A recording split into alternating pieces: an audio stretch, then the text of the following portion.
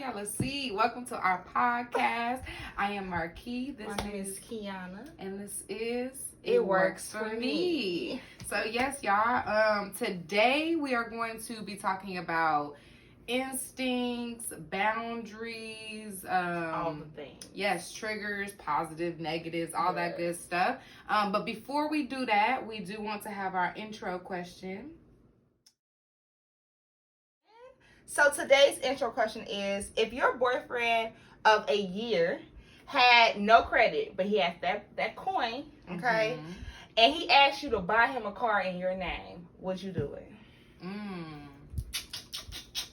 So I do credit, so that's a little bit different of a question. I would be like from the jump be helping him to establish this credit, but if it was like a really like we would have to have something in writing separate from the credit of like, this is the upfront money that you, but if you got that coin, like just pay me in full. And yeah, I'll put it on my credit because you can give me all the money up front. That's the same thing I said. First of all, I feel like if we dating and you're in, like you stated, I would have been like, okay, how about we go ahead and just bite the bullet of the APR being a little high because you don't have no credit, and go ahead and start establishing your credit so that you don't have to ask nobody else to buy a car for you.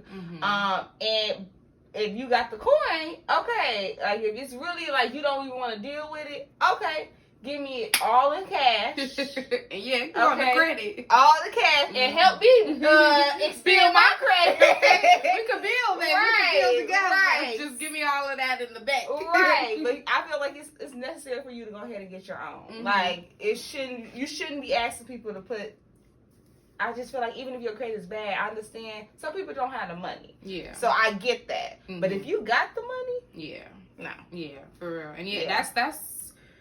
I know too many situations where people ain't together no more, and that credit is not shot. too good. Okay, so moving on along with our topic for today, which is instincts and boundaries. And shout out to the For Sure podcast because that was inspiration for today.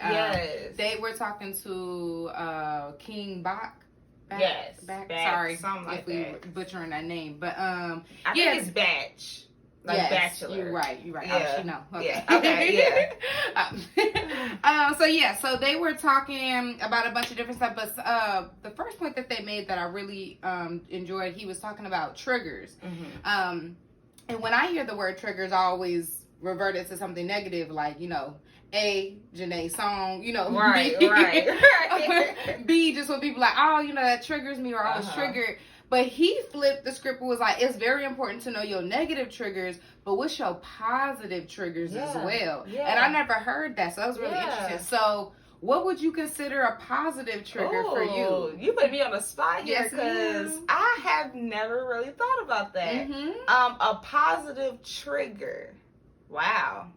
I guess good energy would be a positive trigger for me. I like that. Like when I'm around people with good energy, it makes me so comfortable for me to just go ahead and give my same energy. Because like I know being in a room with people, I take the first encounter as me like seeing what's up. Like I'm quiet. First impression is everything. I'm quiet. I'm watching the scene, seeing what's going on. But if I see the whole room is with positive energy, everybody just doing their own thing, it just makes me more comfortable to just follow suit. Exactly. What about you? I like that. I didn't think about that. I definitely agree.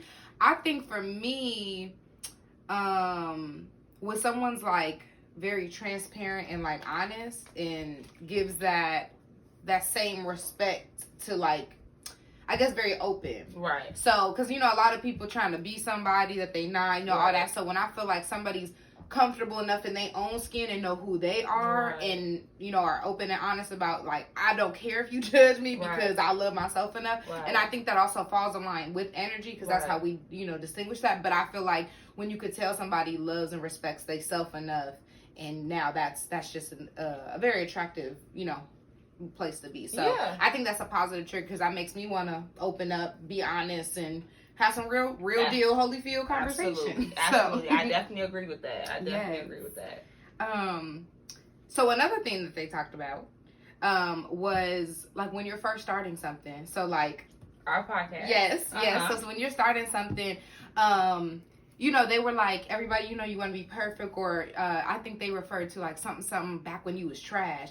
And he said something that just stuck with me, was like, you supposed to be trash. Right. And he was like, no matter what that is, if that's cooking, that's, you doing a podcast, right. you a comedian, you doing stand-up, right. you acting, you supposed to, because where was the rule book inscribed into your head right. while using the womb? Right. Like, so that really was like, so is that, what's your approach of like when you first start out something? Like, are you very hard on yourself? Like you feel like you can't be trash? Are you open to the trashness? Like how do you approach that? And like, do you agree with that mm-hmm. you should be trash? And mm-hmm. what's your mindset? So I definitely think that you're gonna be trash. For me, honestly, when I try something the first time and I feel like I complete tasks until I think that it's correct, or mm-hmm.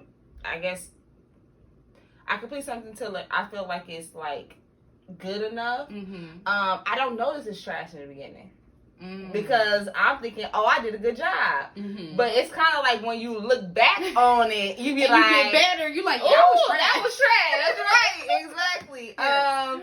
I was not as good as I thought it was. Exactly. But I think that that goes back to when we were talking about having confidence, mm-hmm. and you talking about you fake it till you make it a lot. Yeah. Like that's your thing. So maybe that's for you is like, yeah, even if I did think I was trash, I didn't know, sure, until I look back on it. It was like, yeah, because I can think about like people that do nails, like that do them on the side.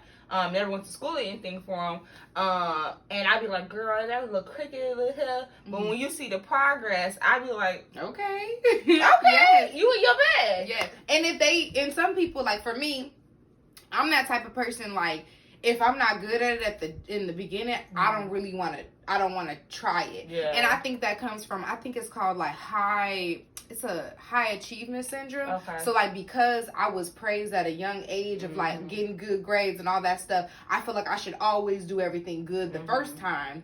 Not realizing like, baby, you had to learn first to get here. Yeah. But I would get praised like, oh, you so smart, you this, or this comes naturally to you. So now I think things should come. So when it takes me to work at it and I am trash at it, baby, I'll be trying to quit. Yeah. Like, I don't want to do it. Like I was talking to you before that, like, especially because I've changed my diet. Like I don't eat meat. I'm staying away from dairy, like trying to be health conscious. So cooking is something that I've been really like trying to get better at. And I've always thought that cooking is a natural thing because I have a lot of friends who are really good at cooking, and they're like, yeah, I've just been doing this since I was younger, like being in Granny kitchen, all that. And some people are like, yeah, the ancestors are telling me, what season, all that. So I'm like, I was at a point of like, well, baby, if you ain't got it, it's over with. Yeah. But then he said that specifically when he was like, you gotta be trash, like even at the beginning of cooking and all that stuff. So I would get very like short tempered with myself and just give up because I'm like, if it didn't come out right the first time. So now I'm starting to give myself a little bit more grace of like, okay, we can try this a couple of times and and see if this is. But I was getting like,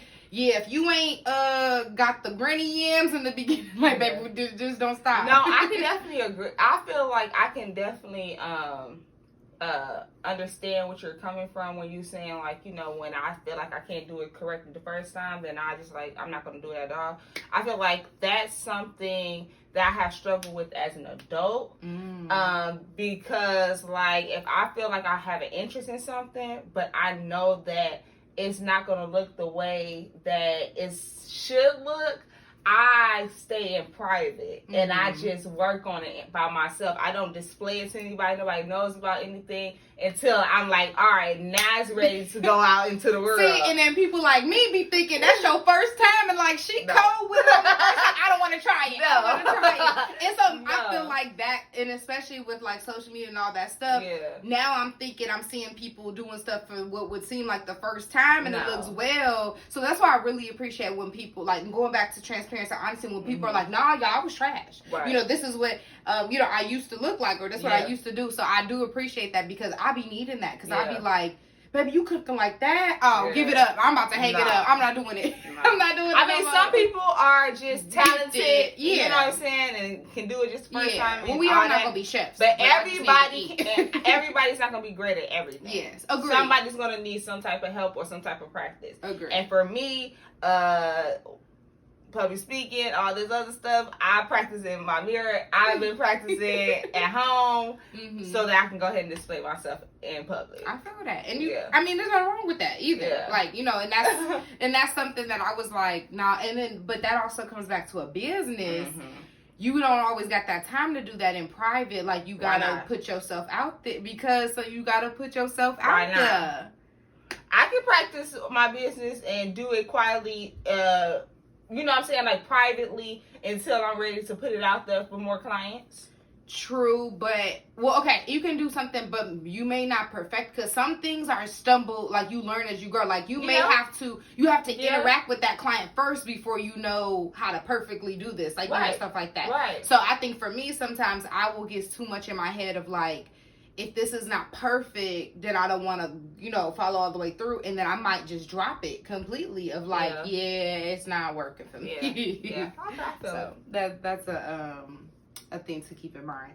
Now that we starting this business, and this is my first partnered business ship, should I say? Business, you know what it is, business naive, and then first partnered business ship with a very close friend. Right. So, you know, a lot of people sometimes be like, I don't get in business with my friends, or, you know, don't mix and all that stuff. And I feel like this is a completely different industry, but two, I trust you, you know, like, so that's different. We're very similar in that aspect. But something I thought that was interesting that they referred to in the other podcast was like, you have to be intentional about scheduling time that's not business or work related. So technically we work together now. And like this is work. It don't seem like it. But for real, like we, you know, this is work, showing up, you know, being prepared, all of that. So we are working together. But like, also we are friends. So like now I'm like thinking of moving forward when we plan trips or plan, you know, to do stuff together. How are we going to be able to set those boundaries between what's work and what's play and intertwine and all that? So I mean, how do you feel about that overall? I mean, I don't know what, you know, what question that, I feel like it's just a topic, but this is me. Okay. This is just how I operate. Okay. I know when to not do something. Like, I know how to shut something off. I do it very well. So if we're going on, you ain't gotta worry about me. No, you ain't gotta worry about me. And we're going and we're saying, hey, let's go out. I want to have a good time. I'm not taking no laptop. I'm not taking no notebook. I have my phone just in case I want to capture something, and that's just gonna be organic. But yeah, I'm not doing that. We're not talking about work. If we need, I feel like in that situation, if we need to talk about something, it's like end of the trip at the airport, we can spend the last 20 minutes talking about whatever we need to talk about. Like, I know how to just shut my brain off to work. Like, that's good. What about even if you love what you do? I can know how to shut my brain off to work. Like, I ain't gotta say it twice. I know how to be like, because honestly, like, I would say when I was working for CPS, literally my life was my work because they didn't allow me to have a life. So that experience really taught me how to shut it off. Just shut it off. Because if I did not, then I would spend my whole personal day worrying about work. No, like, we're not doing that. It's time for Kiana, so guess what? My phone on Do Not Disturb. Y'all don't contact me, and that's that. What about you, though? So I feel like it's easy now because we're in the beginning of things, but I feel like, you know, when they mentioned like B. Simone and Megan, like, you know, they're at a point where like now people are looking for these podcasts. You know, they have to be very consistent. We're talking about being consistent and all that, but it's different. I feel like when you have a following, you know, people are underneath commenting because it may not be we're just recording. It might be, girl, we need to respond to these comments, or somebody reached out and want to do a sponsorship, you know, all that type of stuff. So I feel like once we start to grow in this and become successful, it may be a little bit harder between like she said not for me. We're gonna have a time. This is just gonna be the honest truth. When that time comes, I have a work hour. Okay, I get for work at 4:30, so it'll probably be 5 to 7, probably not even 7, 5 to 6. I got that hour where I would dedicate all my time to reading comments and things of that nature. But baby, I'm going to turn it off. Okay, well, I'm going to learn from you because as someone who, like, I currently love, like, what I do, like, aside from this, my 9 to 5, and sometimes I find it hard to cut that off where I'm, like, still, even if I'm not physically at the laptop, which sometimes I find myself doing that, but even if I pull back, I'm thinking, like, oh, yeah, I didn't respond to that email. Or that's when you write down in your notes, like, reminder, do this, reminder, do that, reminder. And that will slowly close them tabs out. Like, if you see my laptop, like, I'm a multiple, you know, because my phone be having all these tabs, y'all, and then my laptop, too, to the point, one of my kids was like, teacher, why you got all these tabs? Mind your business. Don't be worried about what I got going on. But that's how my brain works. It's like, oh, you need to do da-da-da-da. So, but good. I'm glad. See, look, that's why I'm saying I trust y'all. Look. Yeah. Like, so we gonna get together and we gonna schedule. But they were even saying to the point because, you know, with us, you know, working together and, you know, becoming like in the eye of the public, even if we were on a trip, say, like like he was saying, like, go somewhere and don't post, like, stay off your phone. I like, can do that. But you know I can do that. I can do that. True. I have traveled so much this year, nobody knows about it. Because it's nobody's business. I don't feel like it's my place to be putting where I'm going. First of all, that's how stalkers get a hold of you. Like, we're talking about the internet now. Like, I'm not trying to give all my information to the world. True. Like, the people that need to know will know. Okay, like, you can call me. Where you at? If you got my number, you can text me and I'll let you know. But other than that, no. Yeah, for what? I feel that. Definitely. But I feel like that's just the time of this era. Yeah. Everybody got to say what they got. Everybody got to say what they at, what they doing, and it's just like, why? That's the first thing that comes to my head. Like, why? Agreed. I've been to some great places. We went to the concert recently. Nobody will know. Yeah. Like, I've been to great places. Went to Dallas. I think for me, and I'm not huge on social media, but I am active. Like, I will post, you know, depending. Like, I went to, where I just recently go? I went to, like, Denver, and I didn't really post about that. I'm just not posting within my business, you know, the background.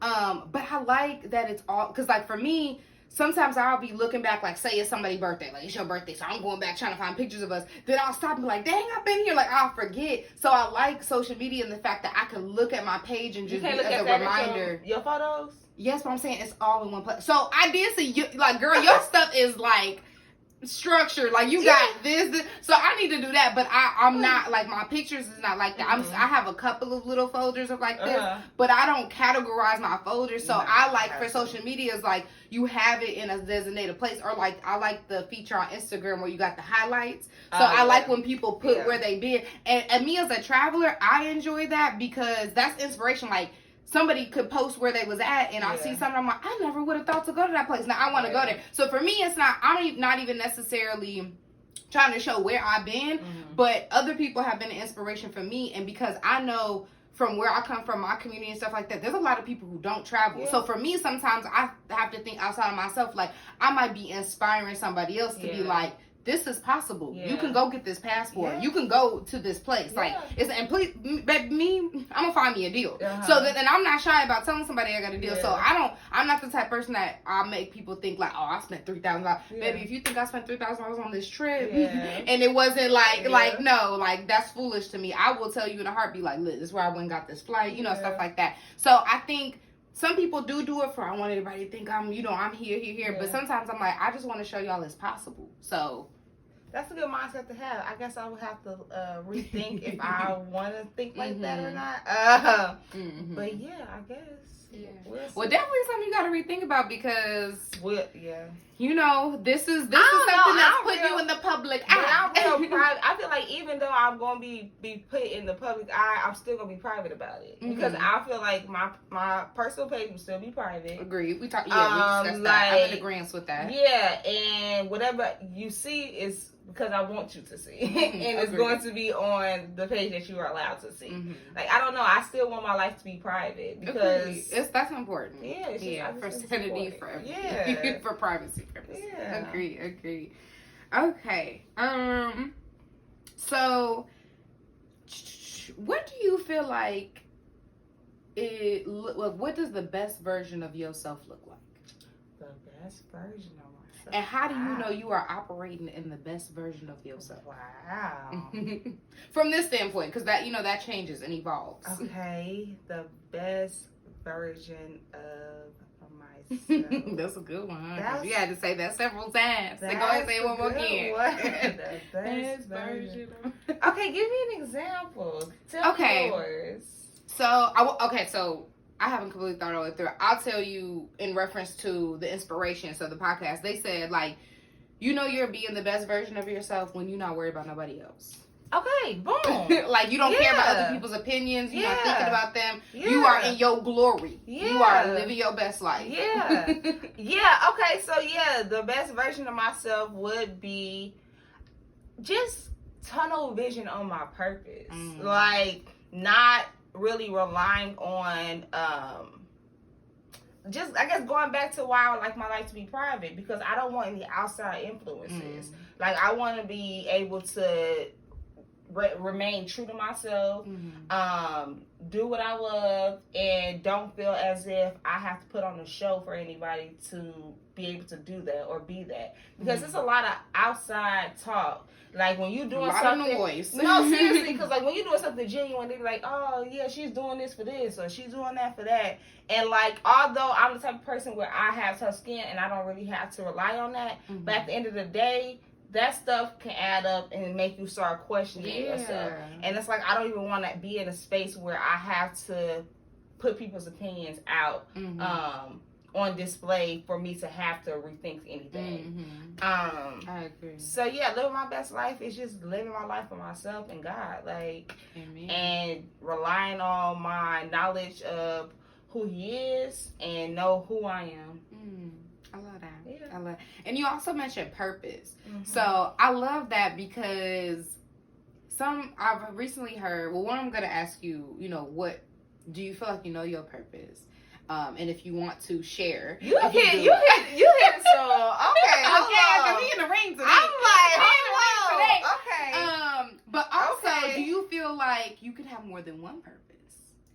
And then also, I've recently heard, so while you ponder on those, I recently came across like a post or something that was like, indigenous people they believe your purpose is just being.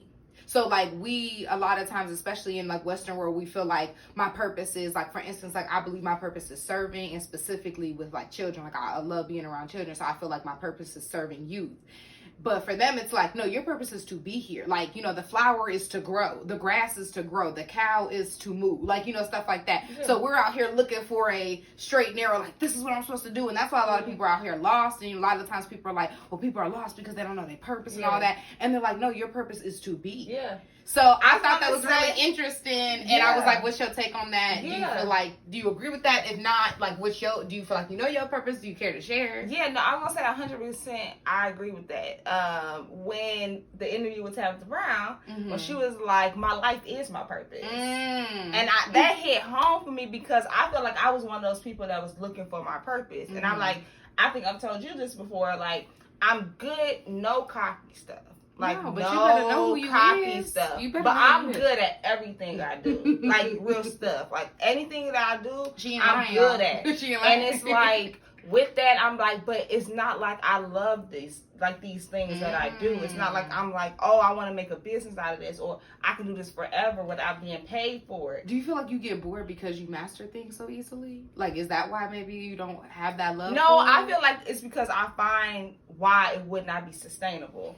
So, like, doing hair, my fingers, my family got arthritis in family. Like, I'm not doing that, like, for a lifestyle. Like, different tasks that I do, it's like, I can see it as a craft. Absolutely. I can go to it anytime I need to, but like, to live off of it, I don't want to do that long term. So when she stated that, like, my life is my purpose, it hit home for me because I know that every day I walk with one foot in front of the other.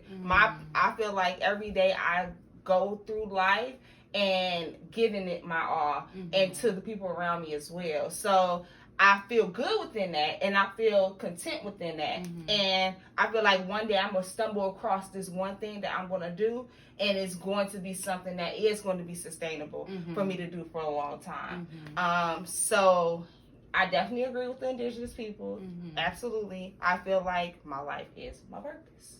I like that. Yeah. I like that. What about you? Too.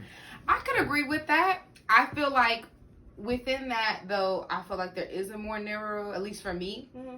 It doesn't have to be for everybody. Mm-hmm. So I do believe I am here to be, but I also believe, like, because I do believe in a higher power that he set me here, I have an assignment. Mm-hmm. So it's like, you know, my assignment is not like a flower and to literally just sit here. I am to grow, you know, like a flower, but, you know, but I feel like you only took that one content, because when you stated it, you said that you basically like, I'm here to live. Mm-hmm. And it's like within your life, how you carry yourself day to day is the purpose, not necessarily like just being, Mm-hmm. but like being is allowing yourself to give in whatever capacity today. Like, for example, you came out here for a trip for your dad and stuff like that, Mm-hmm. but you also gave love by going to help your godmother Mm-hmm. prepare for this party. Mm-hmm. I'm sure you gave them great energy, Mm-hmm. and I'm sure they're going to remember that for life. Mm-hmm. And it's probably, and you don't know how you impact them on Mm-hmm. that on today. You know what I mean? That's where I feel like when you were saying like what the indigenous people were saying, Mm-hmm. were like more like, you know, each day Mm-hmm. is my purpose. I feel that. Okay. And I like that perspective. I definitely do. I guess the way I'm thinking of it is slightly different, is only because like there's people in this world who really are depressed because they feel like they don't have a purpose. Mm-hmm. And like that they're not, or they don't know what it is and not living in that. And so if their purpose was to generally just be them just being here, still being here on this earth, Mm-hmm. would be their purpose, but they're not feeling fulfilled. Okay. So I feel like sometimes I'll come across people that are like, you know, they've gone through this state of depression because they didn't know, and then they finally learn that this is what they want to, you know, do, and then they blossom, and then they, you know, so I feel like they have found that your ultimate purpose, yes, is to be, and there's things that you don't even consider, like you said, like being in a room and giving off energy, or going to do this and, you know, something else happened. But I do feel like it is important sometimes to narrow down and know a little bit, like you said, something that makes you happy and that you want to do. And that doesn't have to, I don't think you have to have one, and I think they can change, because for instance, I don't know what my path looks like. Like before, I was like, I wanted to be a lawyer, then I wanted to be a teacher, I want to be this, and then now I still don't know what I want to be in the end. I know, and that's why I made it a little bit more general and broad. Like I know I love to serve, like I love to help, and I know I love youth. Now that could be in a teacher capacity, that could be a psychologist, that could be I can own a nonprofit, you know, that can be, and I don't want to limit anything, because God got bigger plans than anything I can think of in this brain of mine. So I make it, you know, pretty general in that sense. But then that can change. 30 years from now, I can be like, yeah, I'm tired of the kids. I love them, but I'm tired. I want to work with adults. You know what I'm saying? Like, it can shift. So I'm not hell-bent on, like, this is my purpose. And, you know, so I love that God reveals different things to me. But I do think that sometimes you do have a specific purpose. And when you know that little piece of yourself, you can lean into that and look for certain opportunities or be more open to things like that. So that's just my, you know, perspective. No, of I life definitely get that. in a specific sense. I get that. Cool.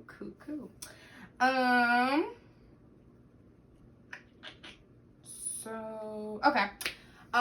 So we talk a lot about healing and transforming and growing, and especially just within our life, you know, recently since we've known each other, but even before that, maybe things we didn't know we were doing to heal, but we are.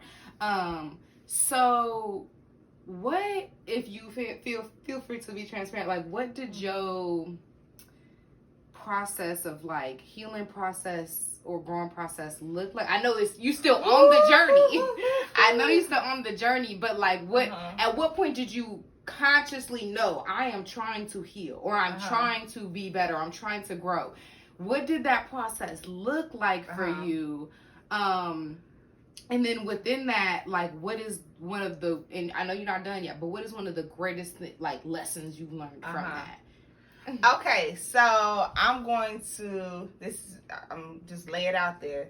The healing process is, for me, very ugly. Mm. It starts from a dark place. Mm-hmm. It always starts from a dark place. It starts from a place where you just feel like you can't find the air. You can't find where to you in that get dirt. exactly You where can you see can it. get your foot up. Like, seriously. Mm-hmm. I have learned that when I do need to heal, and this is how I know, I get into this depression space where it's like I don't want to do nothing other than lay down and watch TV. Now, my personality is just to lay down and watch TV, but the difference is I literally don't want to talk to no one. I don't want to see nobody. I'm not trying to do anything, not even cook for myself. I'm eating out. Like, and with that, how I began to heal myself was honestly listening to podcasts, listening to people. I love that. Because I feel like the reason why I found myself in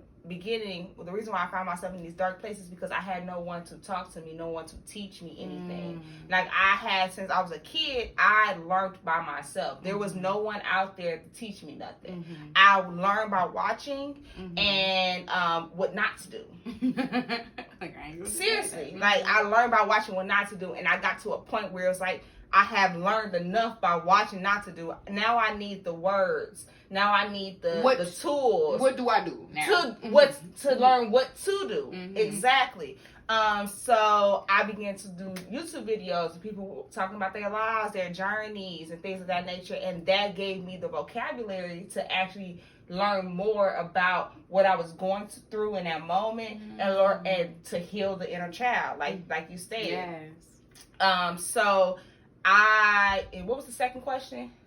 I said, what does the process look like for you? Okay, so you talked about what the process looked, right? Right, but what was the second question? Because the first question was, when did you know that you were intentionally healing? And the second question was, what does the process look like for you? And then the third question was, what's your greatest lesson? Okay, and so yeah, with that, I just continue to grow. Now, my greatest lesson that I have found is that it's a continuous battle. You're gonna always need to heal yourself. Like, it's not a one-time shot thing. I wish. I'd be done, y'all. Right. I'm to the finish line. No, seriously. What works for me is it begins in that word. Me learning about this is what I would say about the Bible. Okay. Yes, it's old and all this other stuff. But as I read these stories, first of all, the Bible is the best sitcom you could ever have. Period. Like, I be in there like, I know he did it. Like, I literally be in there talking like I'm watching a reality TV show. Like, seriously. But I have learned, what helped me is to see that even in this book that was written so long ago, stuff is still so relevant. And to know that it's stuff, the same stuff that I'm dealing with now is what they were dealing with then, and to see their perspective on it, it just helps me to see that I can overcome it once, and the answer might be there how to overcome it. So, like, that's what helped me continue to heal, especially now in these days. What about you? Yeah, I'm gonna get to that, but that last part you said that made me think. So, my best friend, shout out to her. I feel like we shout out to her before, but our friend, yeah, our friend. Okay, because she had to get me together last time. Okay, our friend. But her nana, I love her so much. That's my nana as well. But she's very spiritual. She's the one that brought me super close to God. But she used to tell me, and she would like, I'm going to give you this book that she gave me, and she was like, there's certain things we don't even have to pray for. God has already told us how to deal with this or how to do this. So sometimes we feel like God's not answering a prayer, and it's because he's like, I already told you how to do that. It's in the book. And if you ain't read it, you're just not going to learn it till you read it, till you get it. I'm not going to answer that prayer because that's not a prayer. You asked for something I already give you the answer to. Right. So that made me think of that. But to go back into, so first question was, how did I know I was intentionally healing myself? So exactly like you said, that it starts in the darkness. So I had, like most people, I had some trauma in my childhood and all that. Did not have a perfect childhood. When my mom passed, I was 18.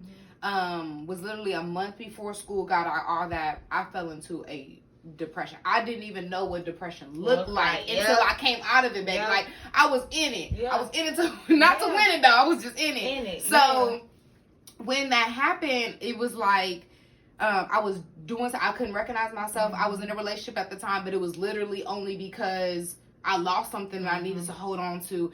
To me, it wasn't, I didn't even necessarily want to be with the person. It was, he knew my mom because we were together, so I wanted to hold on to things that I still had when my mom was alive. So we knew it became very toxic. We knew we weren't supposed to be together, but he had lost his mom his dad prior to. So he was doing the same thing. I was there because I felt bad that when my mom passed, he was there because he felt bad. We was just a whole bunch of it. Literally, and not that ain't good, y'all. Yeah. So I'll never forget.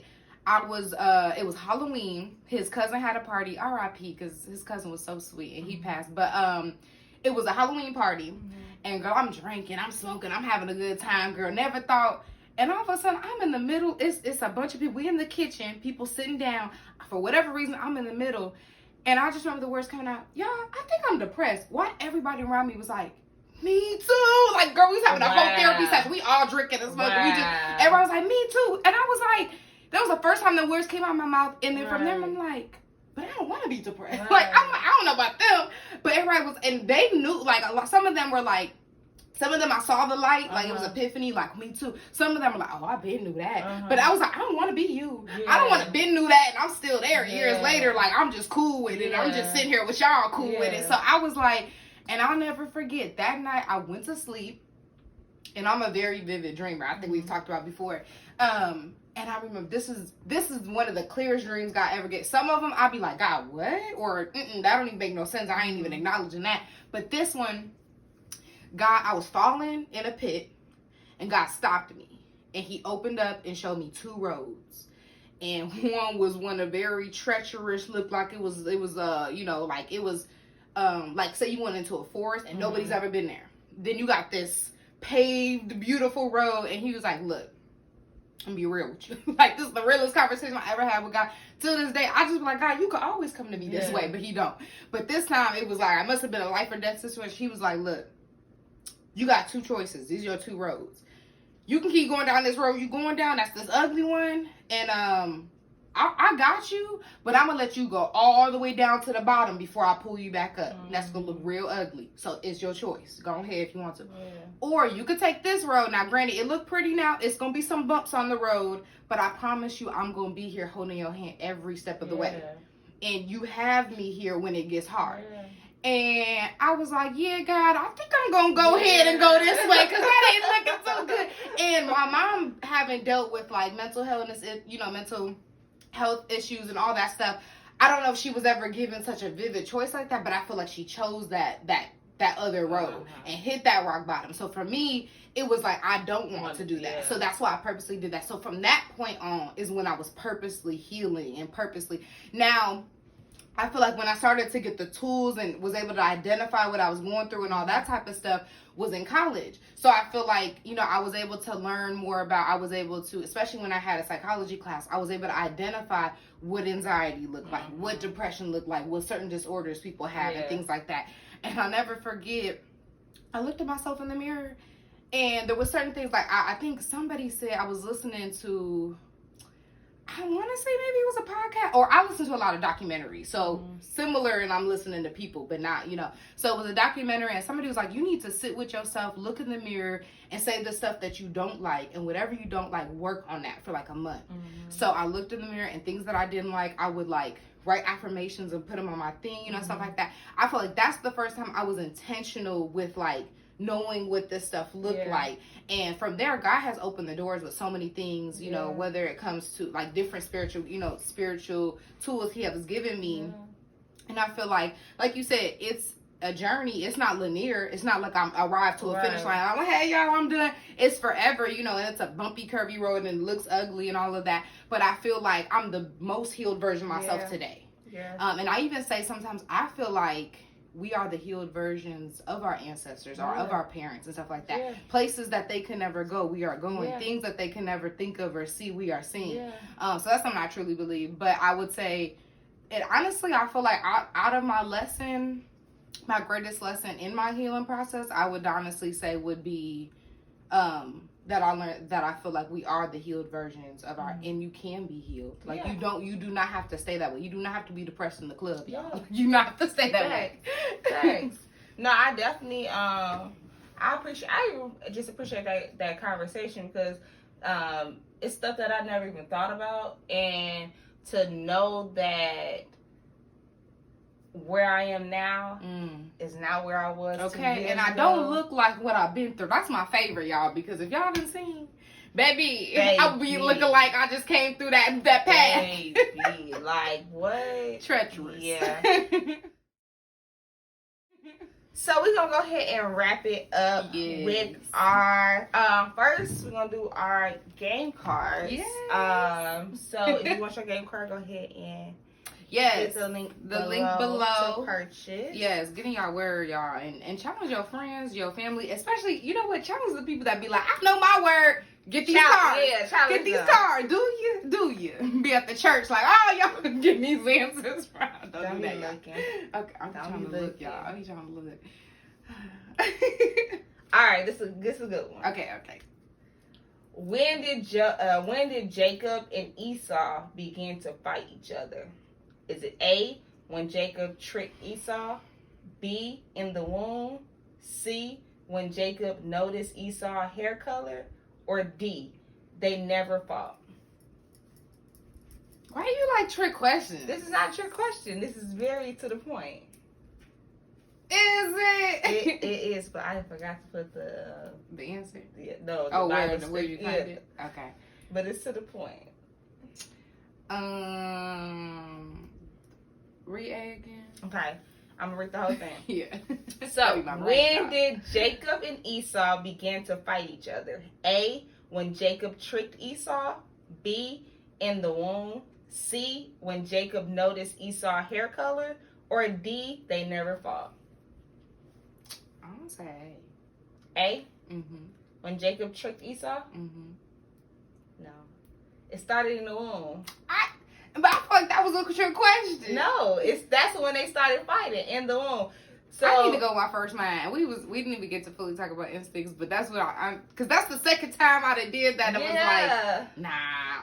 No, they started in the womb. Remember when Sarah was delivering them? Was it Sarah? Oh, I could be having the wrong name. When the mother was delivering them, Jacob was holding Esau's ankle the whole pregnancy. She's like, why are they fighting? Like, why are they fighting? And as they getting delivered, he was like, no, you're not going nowhere. Like, they fought in the womb. Okay. Yeah. Okay. All right, so we're going to go ahead and wrap it up with our what doesn't work for us question. So could you deal with someone that does not follow their instincts? That's a good question because sometimes I feel like I don't. Okay. Like, I'm still learning to do that. I'm learning what the voices of, like, is my instincts and what's my doubt. Okay. So I feel like it would be, you know what?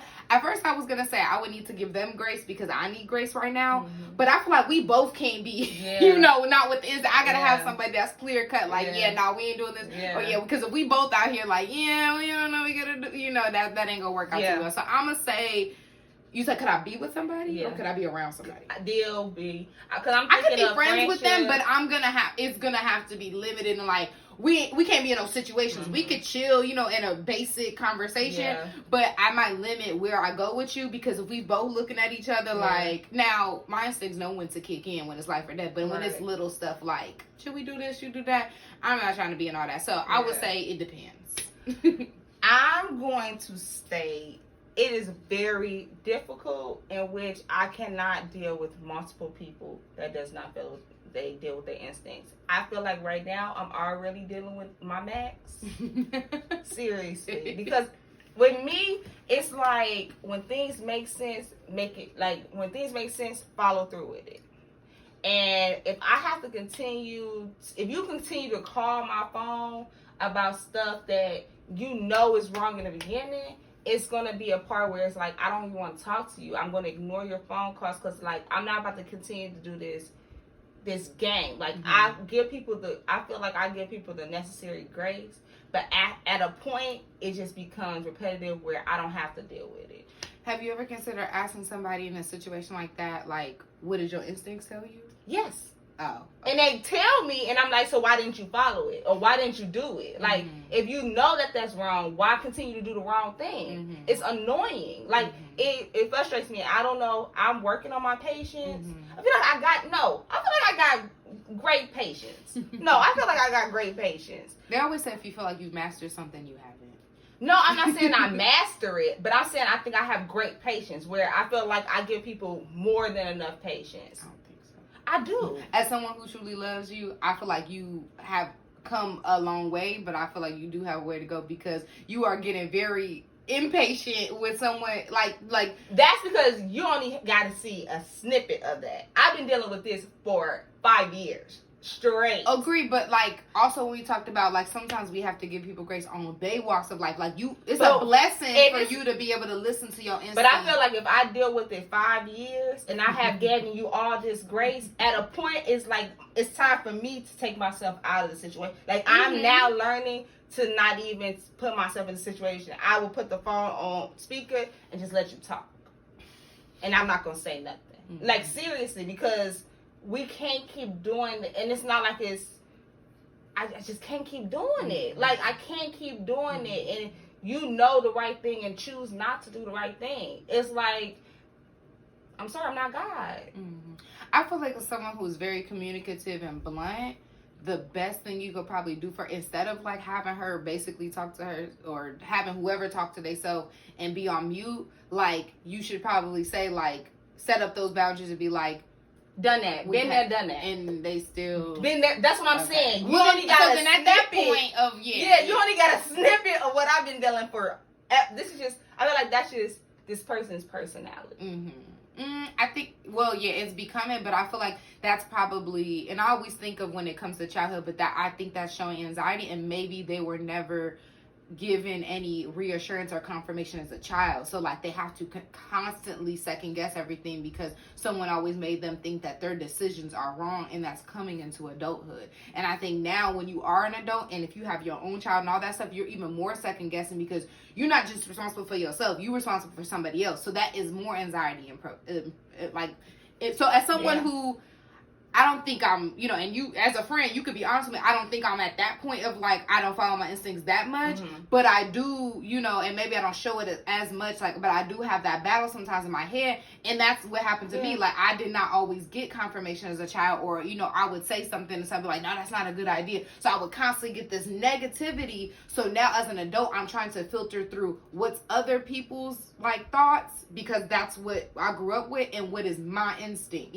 so that's why I said it may be a doubt or a fear, and I'm like, is that God telling me this, or is it? So then I have to sit with myself for a little bit, go back and forth, and then that's when God will have that final say or give me that voice. But you're also seeing a therapist. I'm not one, so I'm gonna need that person to go see a therapist for themselves because I can't do the work. No, and you don't have to. I can't. You don't have to. So I think that I do find that a little bit disrespectful that if you, because I know you're very vocal, and like if you set that boundary and was like, hey, if you, like if I've said my piece and I've given you this and you decide to not take this, then I really don't want to be on the phone anymore, and then they can keep continuously calling you, then that is like, I don't want to be bothered. But it's like I genuinely want to be there for you, but I can't keep having the same. I can't keep having the same conversations. Agreed. So yeah. Agreed. Well, that don't work for you. It don't work for me. That don't work. It doesn't work for me.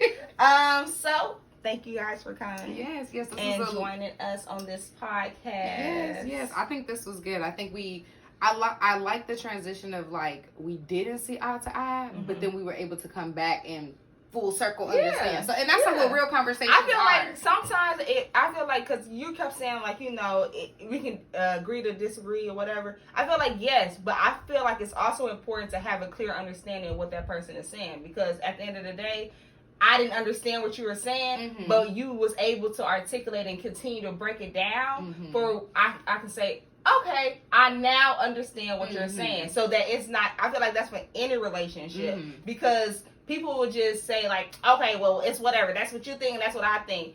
But it's like, did you really understand? Did you grasp what was said? And then we can move forward. Agree. But sometimes I feel like sometimes people are on different paths that you can say this to you blue in the face and that person's not going to understand until later. Because I've had that happen to me where someone was trying to tell me something and I'm like, nah, I don't know about that. And then later I went through something and I'm like, that's what they was talking about. And so sometimes, but I feel like that was my personality. Miscommunication of like no, my personality. I need to know. Like I need to know what you're talking about. No, because I'm like I genuinely want to know where people are coming from, and like if I'm not understanding in my mind, it's just a way for people to just use different language to make it to make it fit someone or to have somebody to understand it. Not that I say we have to agree about it, but I want to understand. Like and that could be an agreement thing because like when I mentioned ancestors, even if I did equate ancestors to ghosts and like we're saying spirits, if you don't agree with that, don't mean you have to. You know, like you can understand what I mean, but you don't have to agree. But like you said, everybody had different definitions about different words or have same definition about different words. So I would just so I was just trying to make you dig a little deeper to give me the roots of what you were talking about. Okay. Exactly. And same for the future self. Exactly. Okay. Well, I feel like this is successful. Yes, for sure. So thank you guys for watching. Yes, if you make sure you follow us on Spotify, Apple Podcasts, Google Podcasts, YouTube, all the things, Instagram. Follow the links below. Get them cards, y'all. Y'all could be with y'all granny spending QT quality time. Give me this word, okay? Get your grandma some cards. Okay, because you know she went to my baby to buy me some Bible cards. Exactly. Get your granny some cards. And also make sure you follow Key Enterprise. Yes, QUI Enterprise. Period. Get that credit score check, baby. We 700 plus. All 2022 and above. Okay. Period. Yes. Until next time.